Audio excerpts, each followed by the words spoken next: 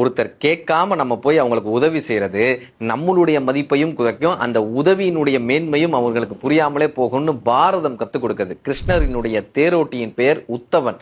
அந்த உத்தவன் கேட்கிறாரு, கிருஷ்ணா நீ நினைச்சிருந்தா இந்த பாரத போரை தடுத்திருக்கலாமே, இந்த தர்மனை சூதாட விடாம பண்ணிருக்கலாமே. கிருஷ்ணர் சிரிச்சிருக்காரு. துரியோதன் பக்கம் சகுனி சூதாடுனானா, அப்ப தர்மன் என்ன பண்ணிருக்கணும், என்னை அழைச்சிருக்கணுமே. ஆனா தர்மன் என்ன தெரியுமா நினைச்சான், நான் அந்த இடத்திற்கு வந்து விடவே கூடாது என்று தர்மன் நினைத்தான். நான் அந்த சூதாட்ட கூடத்தினுடைய வாயிலே நின்று கொண்டிருந்தேன். ஏதோ ஒரு கட்டத்தில் தன்னை இழந்த போது, நாட்டை இழந்த போது, சகோதரர்கள் இழந்த போது, பொன் பொருள் என்று அத்தனையும் இழந்த தர்மன் ஒரு முறையாவது என்னை அழைத்து விட மாட்டானா, என் பெயரை சொல்லிவிட மாட்டானா, ஓடி வந்து இவர்களை காப்பாற்றி விட மாட்டோமா என்று நின்று கொண்டே இருந்தேன். பாஞ்சாலி கூட முதலில் விவாதம் செய்தால், தன் அறிவு கொண்டு போராடினாள், தன் உடல் பலத்தை கொண்டு போராடினாள். எதுவும் நடவாத போது கிருஷ்ணா என்னை காப்பாற்று என்ற அந்த வாக்கியத்தை முடிப்பதற்கு முன்னால் நான் உள்ளே ஓடி சென்று அவளை காப்பாற்ற துணிந்தேன். இப்ப உத்தவன் கேட்டாரா,